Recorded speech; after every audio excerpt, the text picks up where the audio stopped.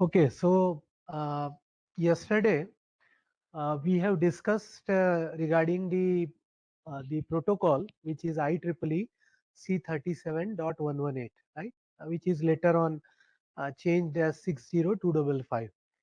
So we have discussed the what are the different files uh, that is available for the synchrophasor devices, that is PMU, uh, and we have seen that there are different types of files available, right, starting from header file, configuration file, and so on.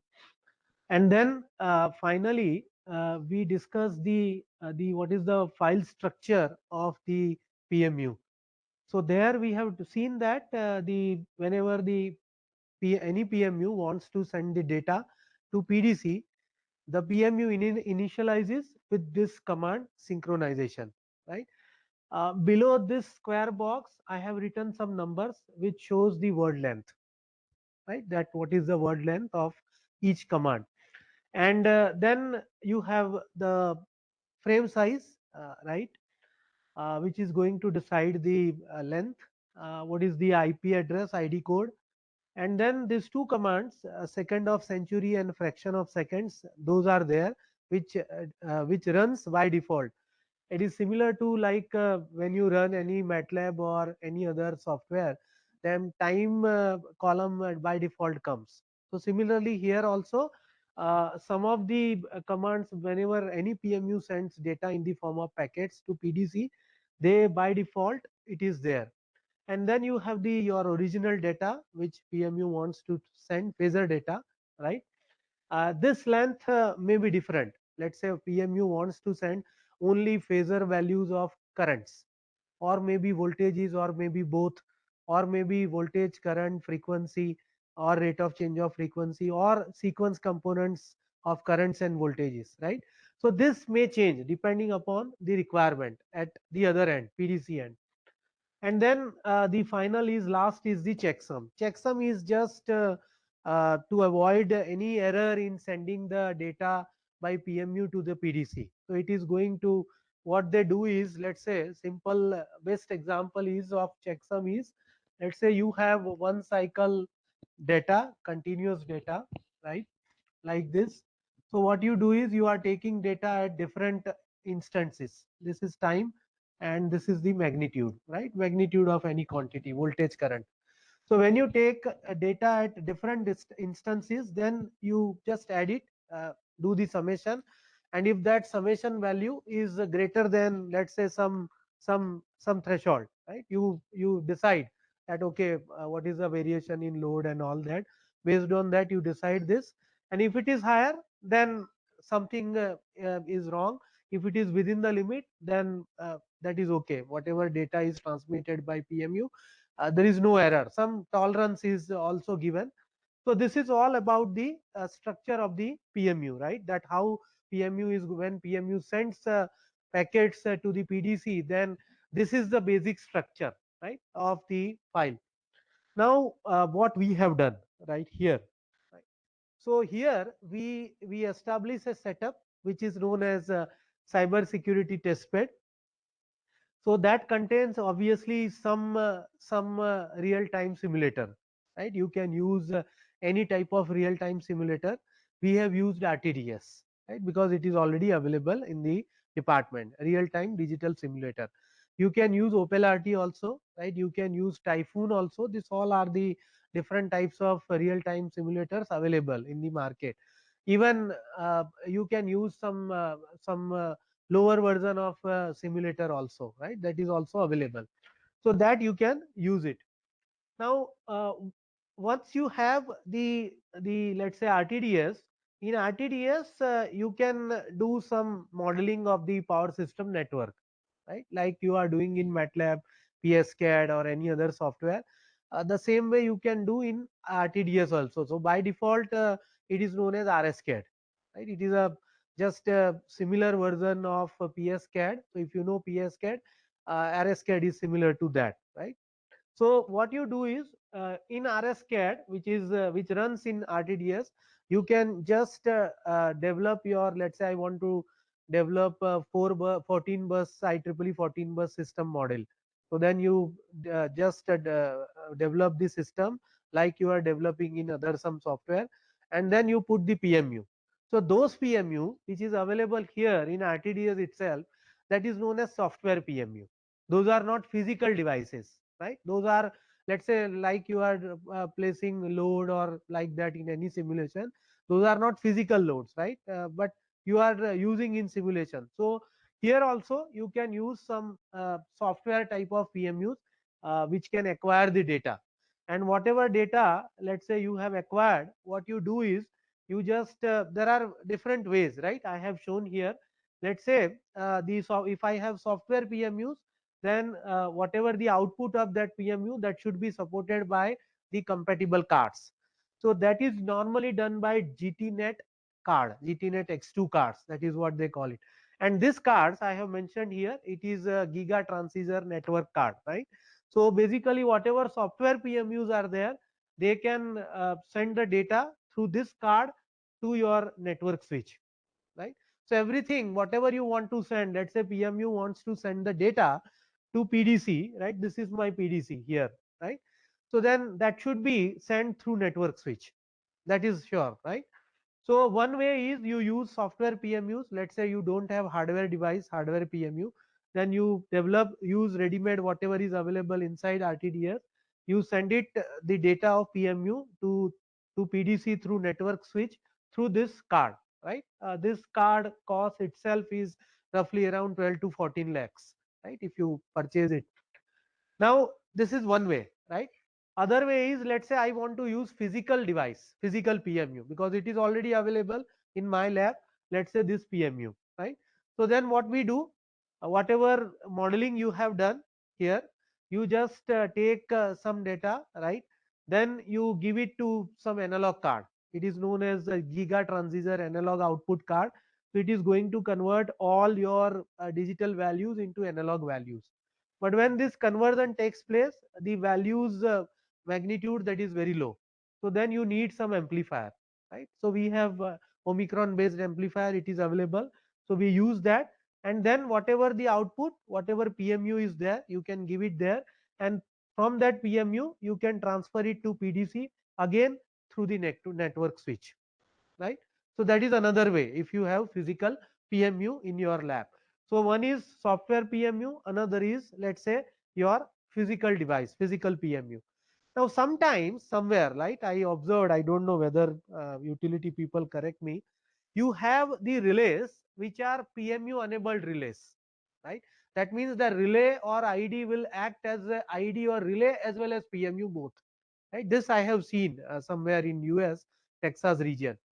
So there you have a relay, right? So what you do is you again take the digital input, means whatever relay output is there. If I want to do reverse process, relay output in the digital form, you can use this GTDI card, giga transistor digital input, and back you can give it to RTDS also. So this is how you can complete the loop also, right? And some of the this lower path, that is used just to synchronize your physical devices, right? So that time stamping that can be done. Time stamping means, what is the meaning? I'm utility people will know. Let's say I have the two bus here available, right? I have one bus here, another bus is at very far end, right? Let's say 100, 200. Now you are acquiring the data here, right? Let's say 3i plus 3v, and here also you are acquiring the data 3i plus 3v. Now this two data, that is you cannot acquire at same time instances, right? That is there. And because whatever data you acquire at, say, at some time distance, let's say t1, whatever data you acquire here, there has to be some time difference, t2, right? Now t1 and t2 both are not same, but this is known as unsynchronized measurements. But here your PMU, whenever they acquire the data, they acquire the data at same time instances, right, which is known as time stamping. So here they acquire the data at same time instances using this GPS, right, GPS clock. So that the whatever the, or even though they have not acquired, then time stamping that can be done by PDC also, right? They are going to match the time instances. So this is there. So whatever the data you are sending to PDC or let's say some controller, if it is there, then you have to send it through the network switch only, right? And so that means why network switch? Because whatever whenever attacker is there, attacker will always try to attack on this switch, right? Because all the data, whenever you are either software PMU, hardware PMU, or any meter, any ID, you are sending through this switch. So always attack that can be done on the switch only, right? Okay. Now how the attack can be done, right? What we have done. So here we have considered one example, right? Let's say I want to send the data from source to the destination. So obviously I have to send it through switch, right? Switch is required, and that switch I am using some software, right, so that I can do some attacks on that. Now here as a source we have considered, let's say, or instead of PMU I considered GTNet X2 card software PMU, right? Whatever data is sent, it is available here, right, from RTDS. And the destination I have considered PDC. So PMU wants to send the data to PDC, it is sending through network switch, right? And we have used this NetSim. You are already aware it is a network simulator and emulator, right, through which you can just do the cyber different types of attacks. Now this switch we have considered is a SEL based network switch. So it is going to support the both the Ethernet ports as well as fiber ports, right? 4 fiber ports and plus some Ethernet ports.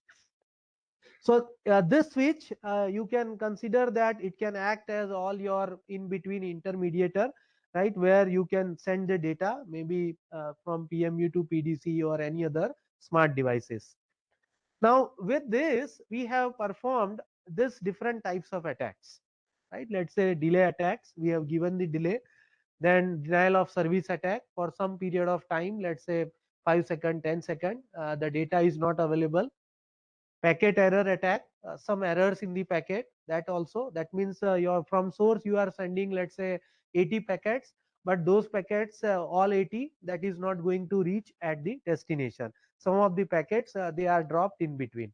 So that is some flooding type of attack, you are continuously sending the request to the destination without getting acknowledgement from the destination. So that type of attack is also there, right? Now if we just look at the delay attack, so then this is my source and this is my destination. I am going to send the data from source to destination through my network switch. So what you can do, you simply add here some delay. Let's say I have added 50 millisecond time delay, and when you add this after this red line, you can see that the time which was earlier 1 second, now it becomes 51 second, right, from here this point.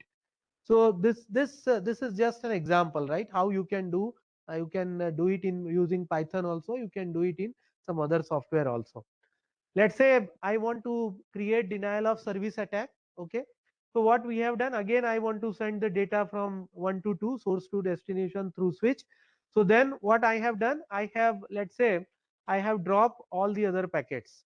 So none of the packets that is available for some period of time, right? Earlier your source is sending the packets to destination from here to here, but later on no connection is there, source is not sending any packets. Same way you can do some other type of attack, like let's say packet error attack. So here I have shown the source is sending 82 packets at the destination, but at the destination you are receiving only 74 packets. So in between somewhere 8 packets that is dropped here.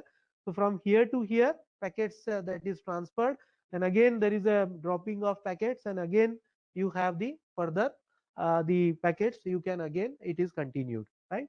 So this is also similar type of attack. Let's say some flooding type of attack, as I told you. So whenever PMU wants to send the data to PDC, PMU first send the synchronization request, right? The first structure we have seen, file structure.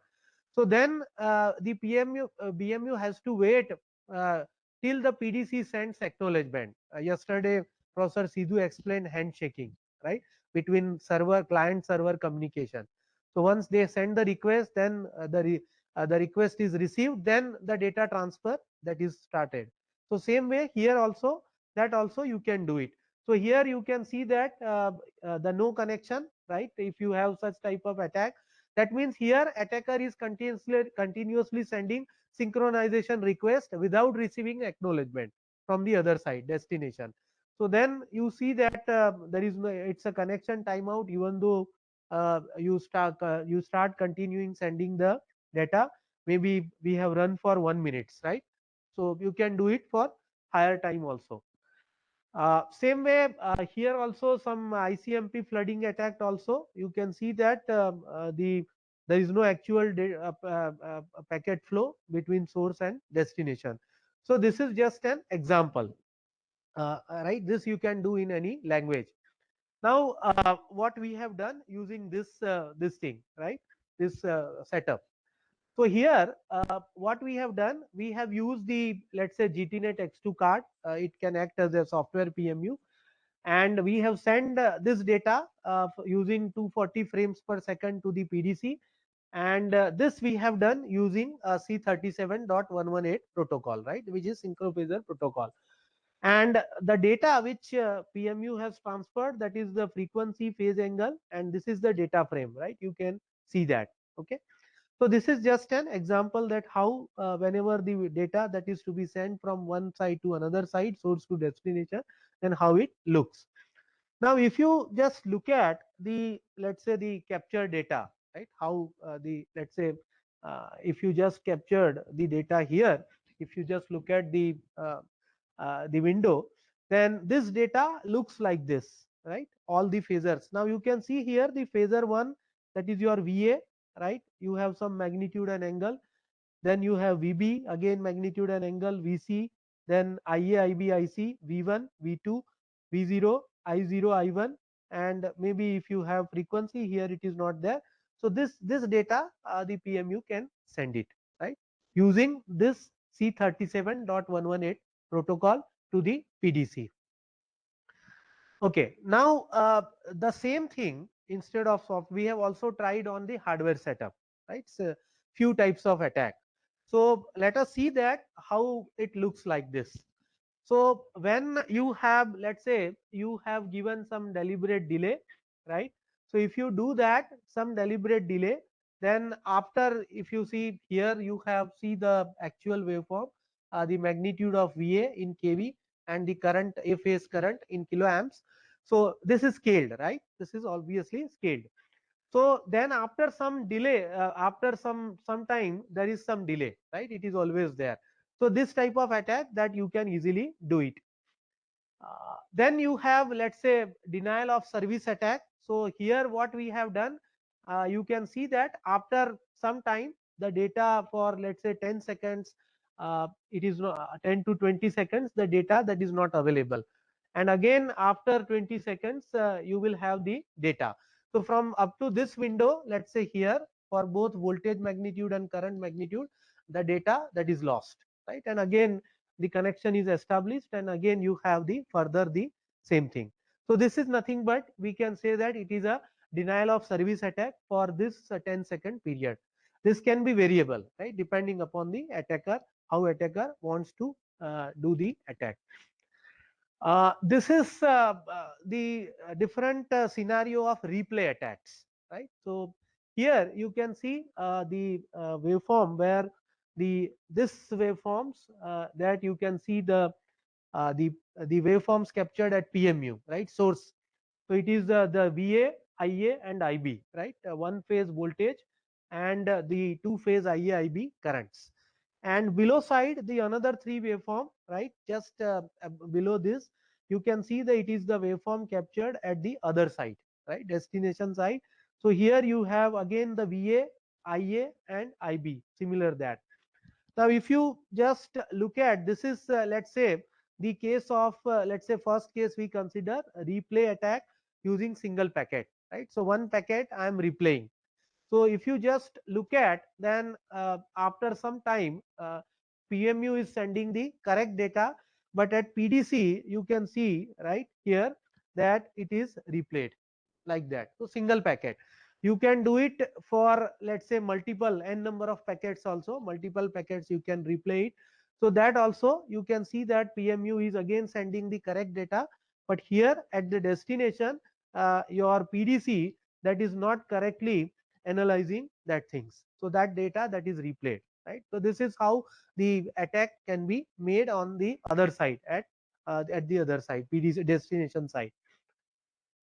You can also create, let's say, disturbance at the bus, but replaying the pre-recorded data at PDC. So if you just look at here, again, these are the PMU waveforms, and again, these are the PDC waveforms. So here you see that sometimes after some time there is an abrupt change right here, but still here you see that what is the change in the waveform. So that type of attack also you can create. And the fourth one is the replaying a fault condition at PDC during a normal scenario of the power system network. So that other way, right? The third one just exactly flip. So here you are having the correct data, but here your PDC is not receiving the correct data. So this is how you can create different multiple types of attacks or multiple type of scenarios in replay attack, one particular type of attack. Okay, this also I have, this is an example of the another type of attack known as false data injection attack. So what you are doing, that you are adding some incremental value in the your actual data, right, which is transferred by PMU to PDC.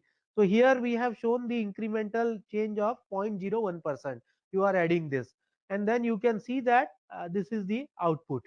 Same way here also you add some zero injection. So earlier you have this value, then again it becomes zero, again you have some value, again it becomes zero, like that. So this is known as zero injection. So you are adding something, right? Some let's say some different value, which is not, you are manipulating the data basically, right? So this is that this shows the that type of attack, and you can again try constant value injection, zero injection, incremental and decremental changes, random injections. So that multiple scenarios you can create in false data injection, right? So this is basically when PMU is transmitting or transferring the data to PDC, whatever the actual data is there, you are trying to manipulate those values, numbers, right? Phasor, so that your phasor values are not correct, right? Basically. So that is this is this example of that type of attack. This is also now see earlier what we have shown, that is related to the your IEEE C37.118 synchrophasor protocol. Now you can also create, let's say, delay and DOS attack on DNP3 also, SCADA system, right, where you use different protocol. So you can create, right here you can see this there are three categories I have shown. So in first category, though I have mentioned here, delay attack, DOS attack, and prolonged DOS attack. So here there is a delay, right? You can see somewhere some delay is created, right? And then you are getting that means when PMU is transferring data to PDC, you add some significant delay, right? Using DNP3 protocol. This is for SCADA system. Same way here also you can see that it's a DOS attack. So for certain period of time, again the data that is not available, again you re-establish the connection, and again that this is that means the data is available. And then third one is the prolonged DOS attack. That means for certain significant period of time, again the data that was not available. So this is also this type of scenario you can also create in some other type of the protocol, that is DNP3, right? So whatever the attacks we have considered, right, like starting from delay attack, then DOS attack, and false data injection attack, replay attack, all this type of attacks we have done on C37.118 protocols. Similarly, you can do it on DNP3 also, right? So that's why we can see that we have not done on IC 61850, right? That we have not done, but however one can do it, that also. So for these two protocols, we can say that these protocols are not meant for any cyber security purpose. That means anyone can attack it. There is no, let's say, by default something is not given inside this protocol, right? It is not covered, right? Basically they are not cyber resilient. So then that means something is required, so that we can detect or avoid this data. So some solution that is required. So then this is also another false data injection attack which we have done on DNP3 type of protocol. So here I think you can see this is the healthy data, and this are the different three scenarios of false data injection. You increase the magnitude, you decrease the magnitude, you increase and decrease the magnitude of manipulate the your values which is sent, right? You once one time you increased it, let's say in second scenario you decrease it, and third scenario you do it both way, increase and decrease, so that you can do it, right? Now the question comes, sorry, this is not that. So this completes yesterday's part, right? That is what we have considered started using C37.118. Now after this, the next part is the solution part, right? What is the solution? Let's say some attack is there, either delay, DOS, false data injection, or replay attacks on either C37.118 or DNP3. Then what are the solutions? Probable solutions, right? I cannot say these are the only solutions, but what are the probable solutions? So that we can consider, right? Oh, next.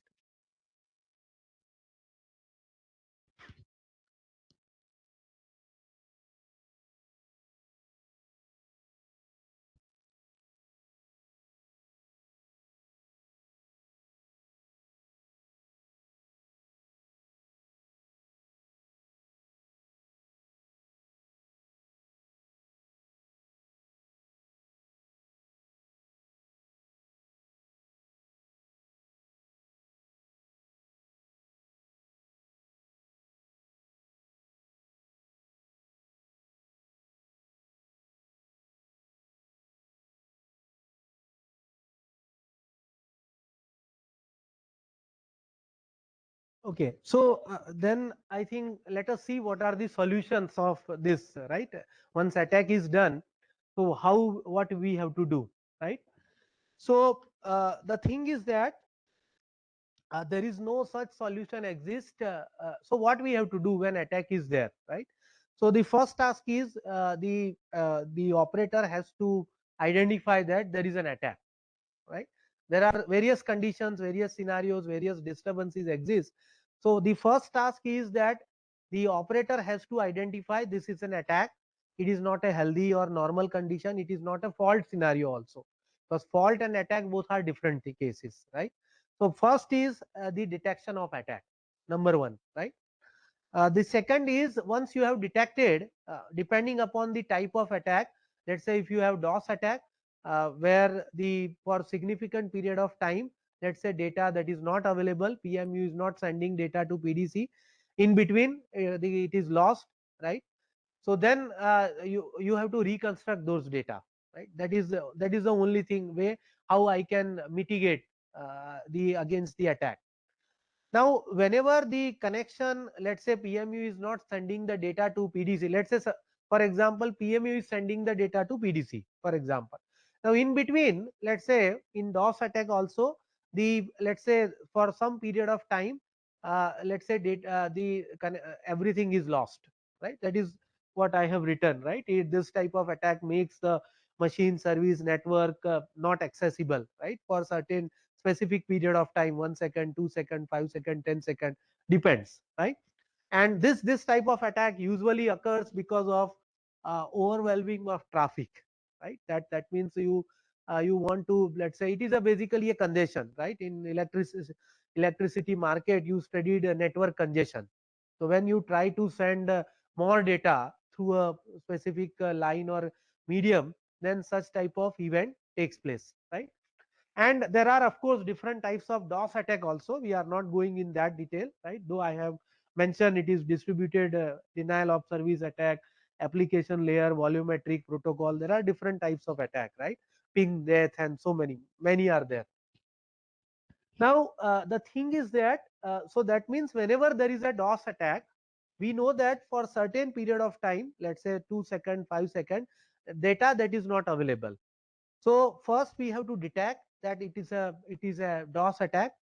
Once we have detected, then we have to reconstruct the data for that period of time, during which the data that is not available, right? That means PMU is sending the data, but PDC is not receiving the data for that period of time. So we have to reconstruct. So detection and reconstruction, mitigation, what you call, that is to be done using some method or technique, right? Maybe either you can use some statistical methods, or you use some other methods like AI or ML based methods. It depends, right? So what you are going to use. So let us see one example, right? How we can detect the DOS attack and how we can mitigate it, how we can reconstruct the loss value or loss data also. Now this is usually done by four ways, right? The first is that means when I want to carry out the detection of DOS attack and reconstruction of data also during the period where the data that is not available, then it can be done. One of the way is you can use, let's say, this four block. It can be three block, it can be two block, it can be higher, more than four blocks also. It depends, right? So first is that we have to prepare the data, and we have to pre-process the data, right? Whatever data is available, you have to prepare it and pre-process it. Then you have to select some features, so that this is based on AI/ML, right? You can use some other technique also, statistical one. Statistical is far better if you use it, right? Because there is no guarantee of AI/ML technique. Whether it gives today, it is giving good result, it may not be sure, you may not sure that tomorrow or after 10 seconds it will give you the correct result, right? It is not sure, but this is one of the way, right? I am just giving you one case study that this is how you can detect and reconstruct the this type of attack. Then you have to detect it and classify it using some ML models or some other technique, and then you have to reconstruct the that data, right? That is there. Now this block, first block, that is very important. If you just look at this block, yeah. So the first part comes, as I told you, when PMU sends data to PDC, this data is not sent by default, right? So PMU is going to add encryption, and then at the other side, PDC, when receives the data, PDC has to decrypt it, right? That is by default, it is there in PMU, right? I don't know PMU. We have a PMU of SEL based. I don't know whether any other manufacturer is there who is selling the PMU. I think utility. Huh?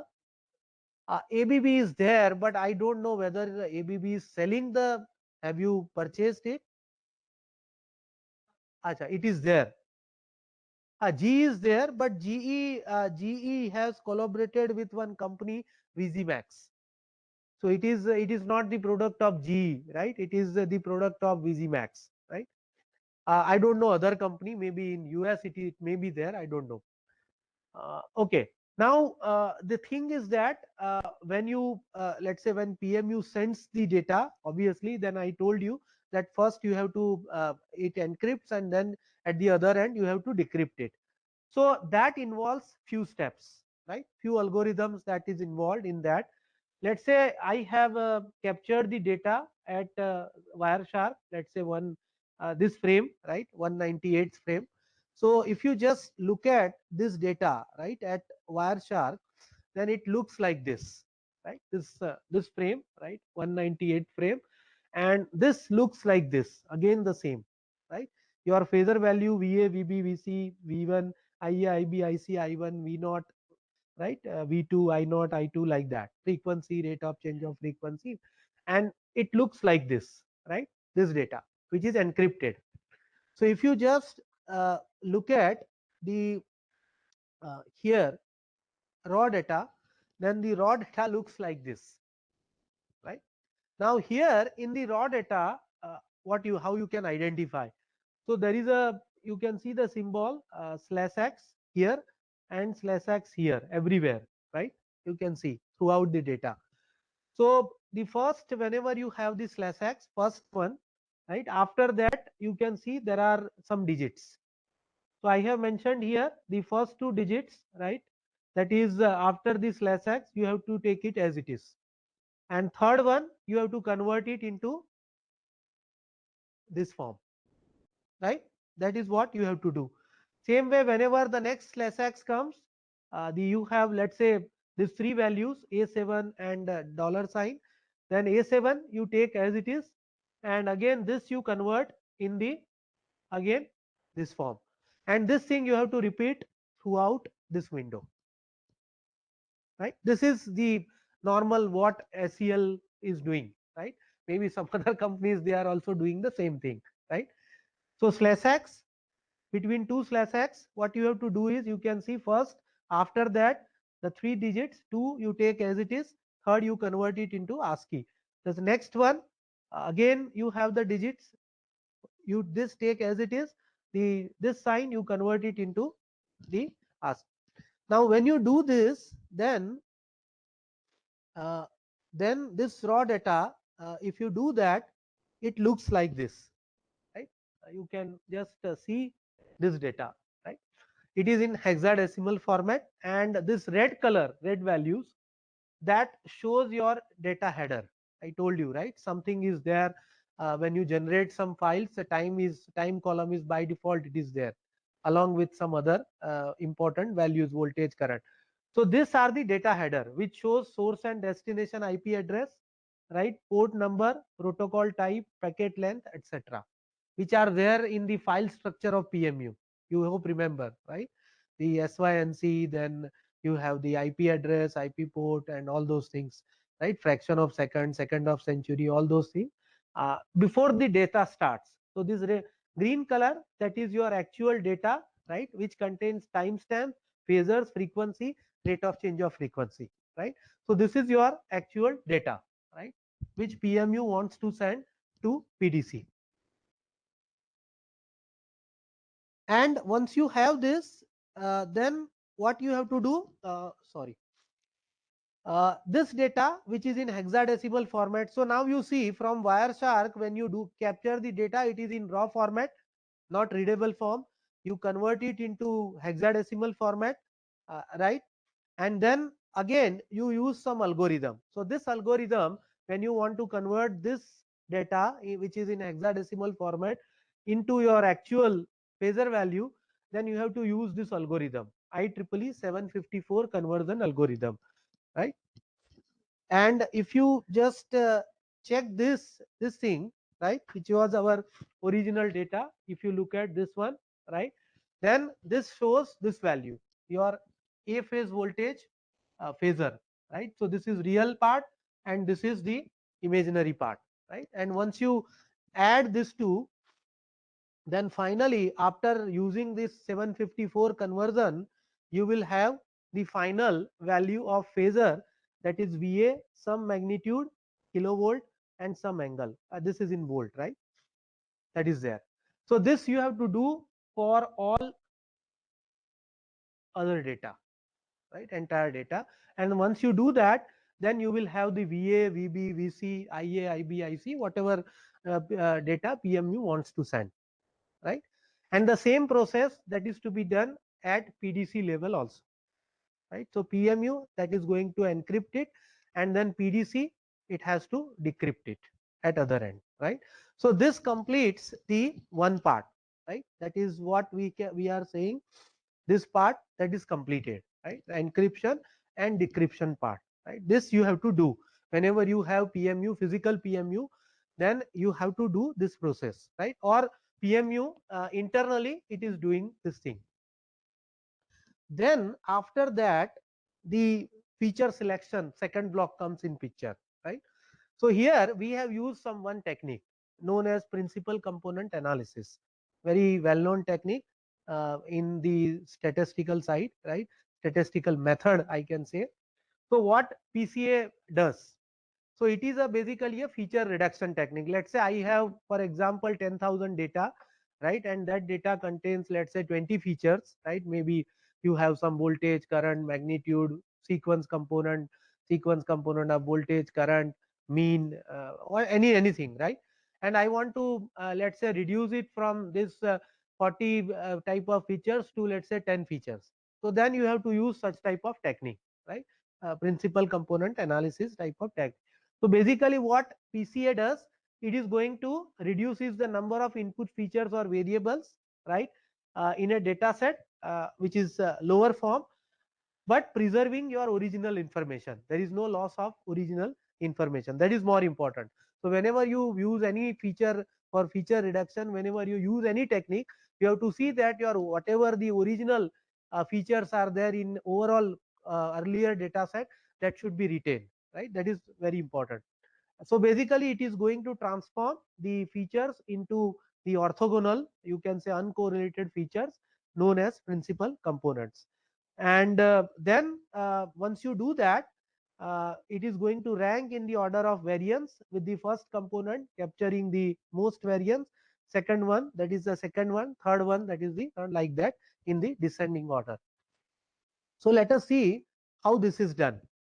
So for example, I have my original data set, right? Let's say that data set contains 12,000 values and it has a 59 features. How this 59 features look like? Let's say my data set is like this, right? And this 59 features, that is I have the data payload, phase voltage magnitude, phase voltage angle, line currents, right? Line current magnitude, angle, sequence current, and so on, right? So all this you can see, change of current, change of voltage, change in sequence voltage, change in just we have added, right? So you have this values, you have total 59.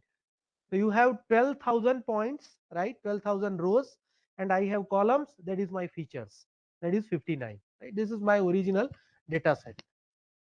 Now let's say I want to reduce it, right? This 59 features into some, let's say 9 features. You can reduce it to 5 also, 10 also, it depends, right? What application you are doing. So we have used PCA. Now what does the PCA do? So PCA, which is a method, as I told you, it is going to reduce the number of features from, let's say, X value to Y value. So then inside this, they are doing some calculations, and those calculations are based on some statistical formula, obviously. So they calculate covariance matrix, then they calculate eigenvalues and eigenvectors, and then they find out the variances and cumulative variances, right, of all eigenvalues which you have calculated here. So earlier, when you have 59 features data, 12,000 remain same. Your covariance matrix, that is of 59 cross 59, when you convert it into eigenvalue and eigenvectors, it becomes 59 cross 1 and 59 cross 59. And then when you calculate it further, variance and cumulative variance, it becomes 59 cross 1. How it looks like this? So if you just look at this thing, right? So then the steps involved, that is like this. Now before we just look at this, let us see what are the steps involved. So here, let's say I have a data set, right? 12,000 something, right? I have this data set available. So what I do, I standardize this data set, right? Using this formula, right? What is this mu and this one? What is mu? It is a mean. This is a standard deviation, very well known formula, right? We used in Excel. So you use, let's say you apply this, you get this value, right? X standardize, STD means standardize. You can take any value. Then you calculate covariance matrix, right? As it was shown earlier in the PCA block, right? So covariance matrix you can calculate using this formula. It is a standard formula where you can use this XTD transpose and XTD. This it is already calculated, and this you have to divide by n minus 1. What is n? It is your total number of data sets. I have written here, right? The division is due to the concept given by Bessel's correlation. It's a someone, right, who has given this. And this is done. Why this is done? This is done just to, so that the whatever the output you are getting, right, that is unbiased. It is not biased, right? That's why it is done. So this is already so that whatever estimation you, because ultimately what we are doing, we are estimating, right? It is not the correct value. Like in load flow, we are estimating the value of V and delta, right, by iterative techniques. Whether you use Gauss-Seidel, Newton-Raphson, fast decoupled, whatever it is, right? Each has its own advantage and disadvantage.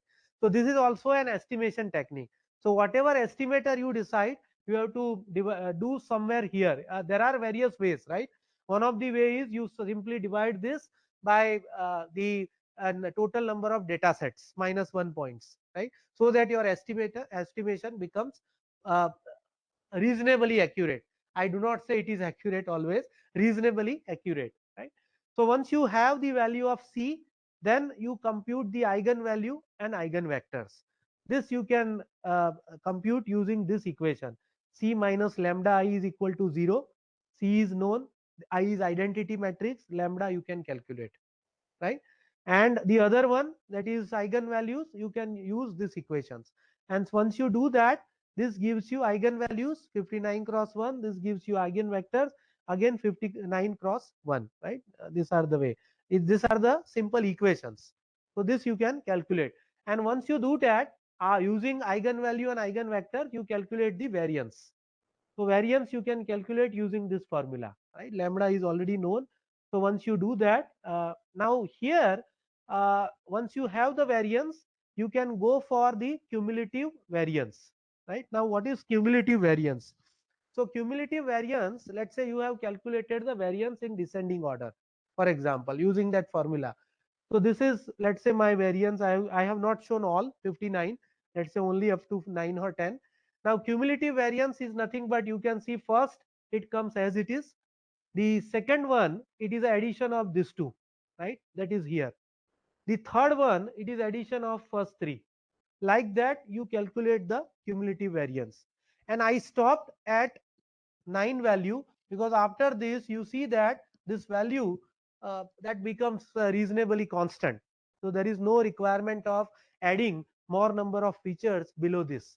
You can stop at 8, 7 also, it depends, right? It depends on your data set, application, and so on.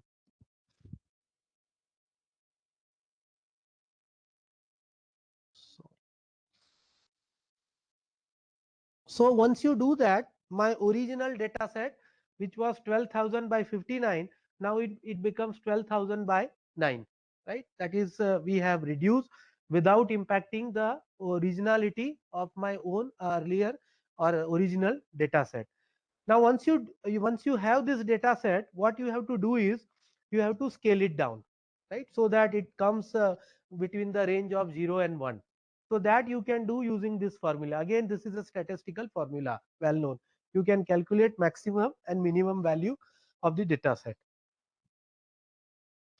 So once you do that, then what you have to do, let's say randomly we have considered several classifiers, right? Decision tree, then KNN, random forest, GB classifier, Gaussian NB, so many things, right? There are, if you type in Google, you will find n number of classifiers. This is just we have considered, right? You can consider more different also. Uh, Now you can see here, if you just look at, we have considered several, let's say some indicators like accuracy, F1 score, recall, all those things, and type. Now if you look at this last column, right? This is without PCA, and this is once you apply the PCA. After that, you see that there is a significant reduction in time, right? And that is much more important when you use any AI or ML model. Time is much more important, right? Because other parameters you look at, it remains almost same, right? There is no significant difference, right? Marginal difference. So the only difference you can notice, that is here, right? Uh, so that you can consider. This is just for an example. It is not that it is always decision tree gives you best result. It is not like that, right? Okay. Now the what are the types of DOS attack we have considered there. So here you can see that I have shown the voltages and currents, right? This is the current magnitude and this is the voltage magnitude uh, at PMU, right?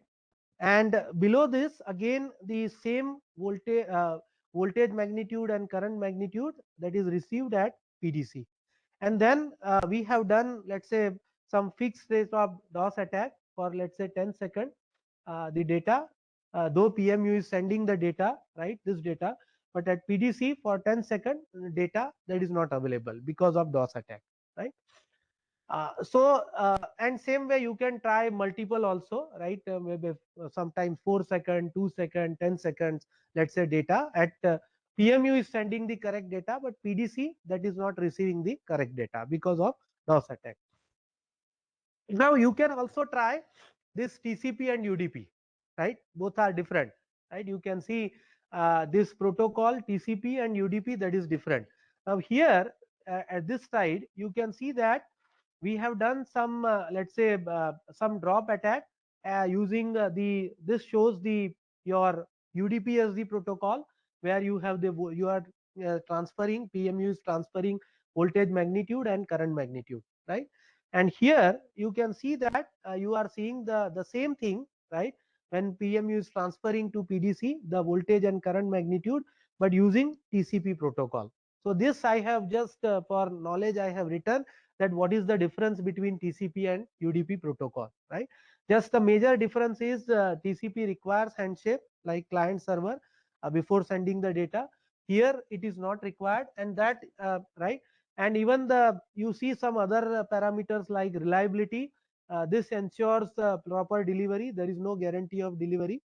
Here the speed latency is there. Here it is less compared to that. Packet ordering, this maintains where there is no nothing is there mentioned, and error detection and correction is there. Here you can it can do it only detection, and that you can also observe here, right? Can you see that here some gaps you can observe, right? When you use the UDP protocol, here it is not there.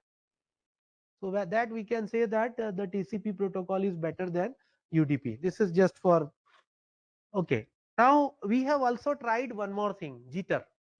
Now what is jitter? So yesterday I when I explained the C37.118, I explained you what is latency, right? What is the I have mentioned here. What is latency? The total travel time of the packets when it is generated from source side and when it is available at the destination side. This is latency. Jitter is something different, right? It is the variation or inconsistency in the travel time from one packet to the next.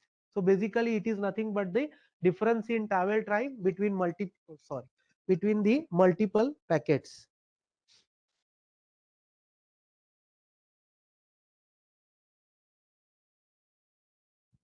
right? So this is there. Now sometimes you cannot say that even though let's say my whatever protocol I am using, it has low latency, but it may have high jitter, right? That is also possible. So this is it is not that okay my whatever protocol I am using, it has a low latency, but it may have high jitter, right? Inter packet travel time, that may be different variable. So that also we have tried, right, here in the attack side. So what you can see here, we have tried this jitter on healthy date and some let's say attack scenario. On the x-axis you can see the packet index, y-axis it's a time because it's a inter packet travel time. So this is in millisecond. So here you can see the window is only 4 millisecond, but here we have tried it up to let's say 25 milliseconds. So somewhere you can see some big jumps, right, transients, which is nothing but your jitter, and that we have tried here, right? In the table you can see, if you just look at for that jitter, healthy and attack scenario, then mean standard deviation and the maximum value, you can observe this value, this 3 and this 3, there is a huge difference, right? Specifically this two. So you can, let's say if you consider I have a jitter greater than millisecond, difference between inter packet travel time is more than 2 millisecond, this is less than 10%, but in attack scenario it is like this. So this you can also consider. Now what we have done, this we have created intentionally, but yes, attacker creates it intentionally. It may possible, right? Okay, now what we have done, this is again the detection of DOS attack. So once we have done all this attack, we have to detect it. So for that, again, we have considered various classifiers, right? Here it shows again, as I told you, you can consider, we have considered decision tree, KNN, random forest, gradient boosting, and so on, right? And then we have again calculated several parameters starting from accuracy, precision, recall, F1, training time, detection time, and rank. Rank, that is okay. We will discuss later on. So this is what we have calculated right here. And once it is done, then you can see, okay. Now the question is, here you have to let's say I have the total number of data available. Now what you do in AI or ML, any algorithm, you have to do the training and testing, right? So there are different ways, right? You, let's say you take 60% of the total data in trainings and remaining in testing, 70%, 30%. There is no such rule exist, right? Sometimes reverse is also good. According to me, you have to consider that classifier is the best one, where you take only 20 or 30% data in training and remaining 30, 60 or 70% data in testing. So that would be far better. But anyway, if you test like this, then the accuracy is very bad, right? And then someone may comment why the accuracy is very bad. So that's why normally nobody is doing like that. Now here what we have done, so what this 60 40 70 30 I told you, this is known as random splitting, right? The random splitting. But when you have time critical data, right, there random splitting does not work. So there you have to go for the chronological split, right? So this we have done using, so what we have done, you have some, let's say, total number of data that is available here. So what you do is you just identify some points, and before that point, whatever data you make it in training, and after that data you go for the testing. So it is known as the chronological splitting of the data, or this is how you can split the data and then do the training and testing part. This is one of the way, right? There are many ways that how you can do that. So this is what we have done. And after that, what we have done, uh, we have, just to increase the accuracy, right, we have used some classifier. So it is known as the meta classifier, right? So meta classifier, what we have done, let's say I have original data set, some value, random, let's say 38,000 data sets I have divided in several segments. Let's say I divide this data set by 1,000. You can make it 2,000 also, 3,000, it is up to you, right? So here if I do it, I have 38 segments, right, where in each segment 1,000 data sets are available. Then I added some statistical features, right? What are the statistical features? Let's say mean, standard deviation, kurtosis.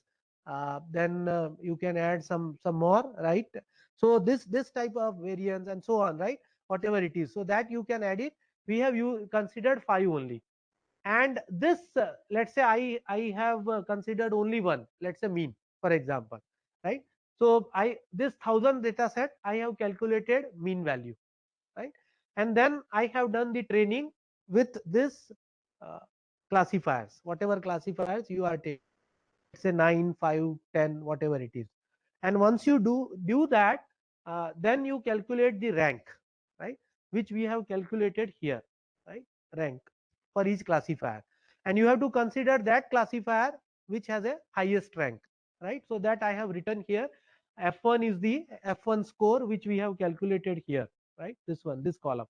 And below is the detection time. So higher is the detection time, your rank is lower. This is how it works, right? Better is the F1 score, better is the rank. This is how it works. That's why F1 score, it is in numerator, and detection time, it is in denominator. And this some parameter tau we have added just to avoid the divisible by zero error. Otherwise sometimes it may possible that you may end up with divisible by zero error. So this is how you can calculate for all segments this type of rank. And this rank, right, whatever top rank model, each for each model you calculate highest rank, that, and this statistical parameters you are giving to some classifier, again different classifier. Here we have used support vector machine, and then you deploy it in real time. So earlier, when you have not done anything, earlier your whatever data, it acts as a base model. And whenever you take, let's say after 1 month, fresh data are available real time, again you calculate all these things, and again you compare with your base data. So here, whenever it matches with your original base data, that classifier, let's say it matches with the, let's say for example, the this value, right? For example, so then it takes that statistical, let's say mean value, it matches with, you calculate again the mean value, and it matches with, let's say, this classifier. Then it takes that value, right?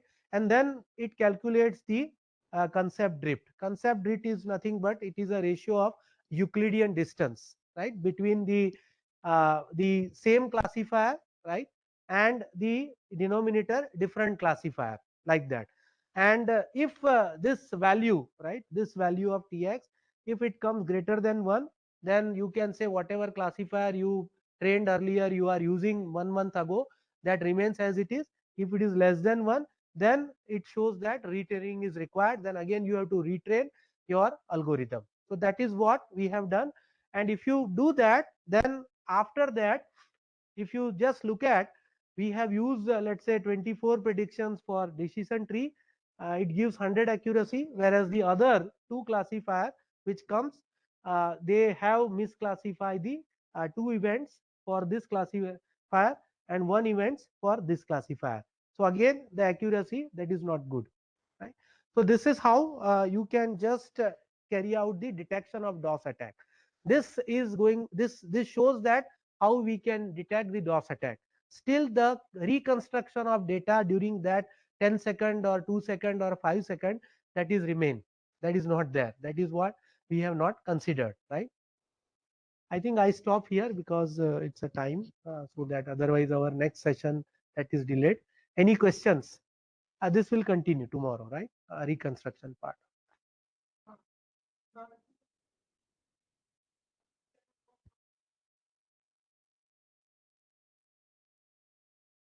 That may happen during communication failure happens, but it is not 10-second, 2-second, 5-second, right? It is in millisecond. It is not like that, right? You are right that PMU, when sending the data to PDC, because of, let's say, link, some glitches is there or something is there happens in the communication part, then, but it is not that much time.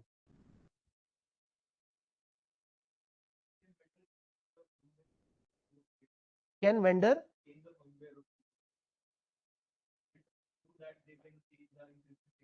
They can, they can. Yes. No, no, this is not accessible to us, what I show.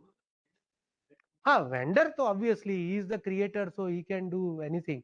But this we have developed, right? Encryption, we don't know. We have physical PMU of SEL. So obviously, when I asked SEL, SEL does not tell me that okay, this is the encryption and decryption we have used. So we have considered this. This means we have considered some exercises, and then we have found that okay, this is the way the PMU of SEL is doing encryption and decryption. Somehow we managed, right? Somehow. So because once you have the access of data, you manipulate that data. Now it depends on if attacker is some logical, if he knows about the phasor value and electrical parameter, then he manipulate the data logically.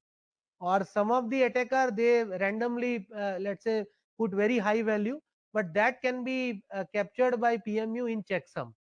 So it gives error in checksum. So false data, let's say randomly you replace some value, that does not work. That is, I think, covered by PMU manufacturer. But if you are intelligent attacker, you know what is PMU, what values I need to change. If you do that, so assuming that checksum remains within limit, then obviously it's a manipulation is manipulation, right? Yes, yes, yes, yes, yes, yes.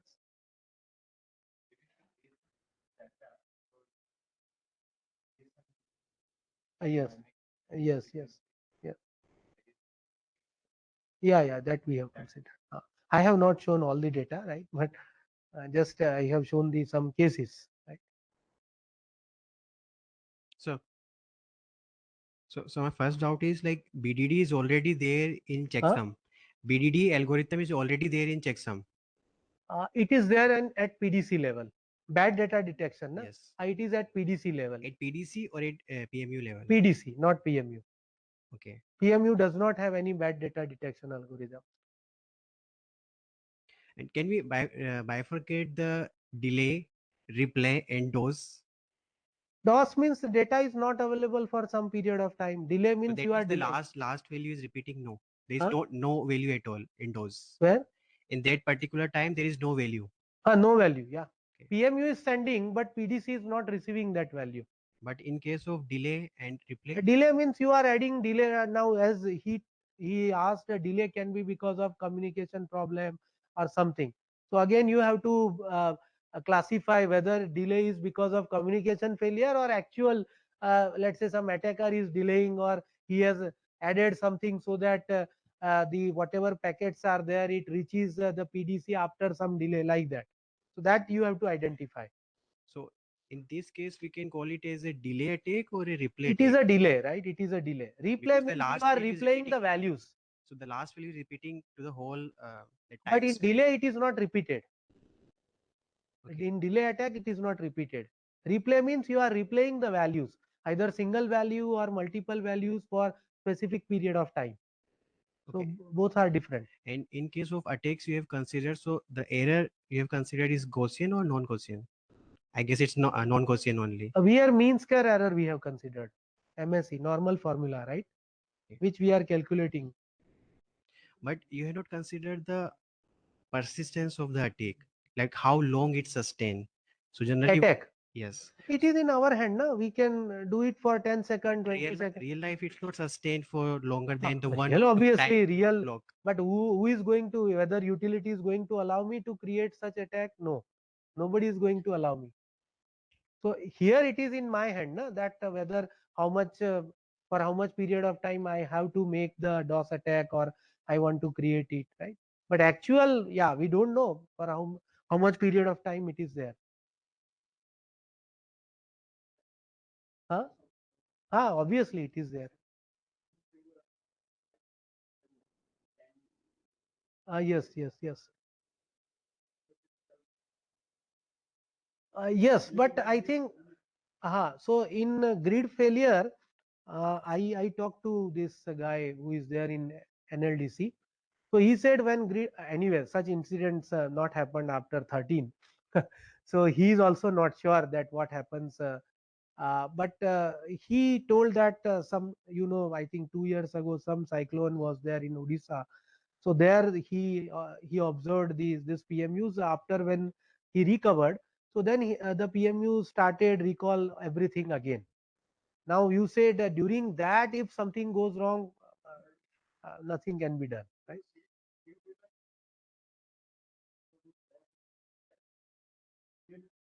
Same data means. uh, uh,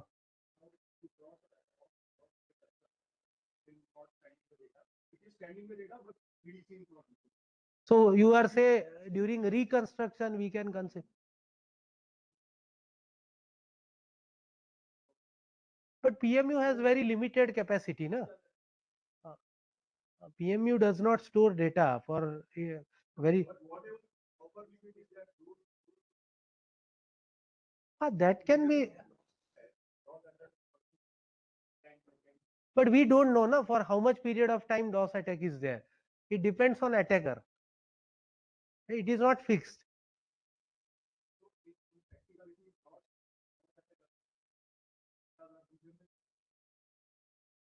uh,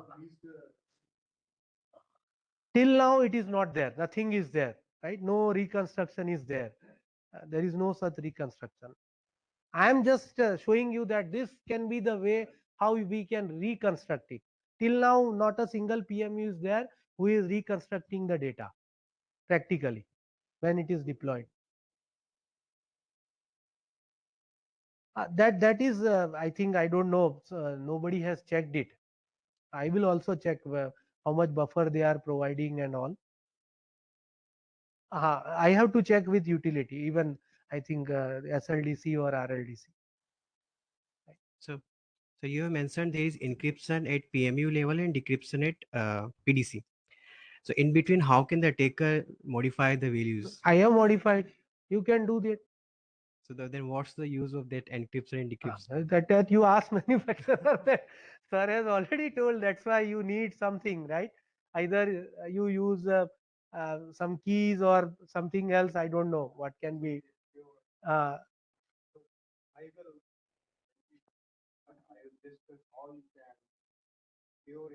uh,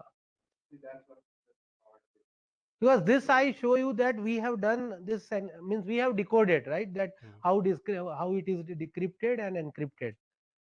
You can also do that. I think we can do it in how many times? 1 month or 15 days, right? 1 month. So If can you are good in programming, and you can do it in 1 day also. So attacker, he is a very good command of programming, right? We believe that. That's why he is attacker. the last question, can we consider jitter as a symbol or the sign for the attack? Simple. Symbol of the attack, jitter. You have Jitter is an attack. It is an attack. It is an attack. It is reported in literature also. Uh, ठीक है. Okay. Thank you. Announce.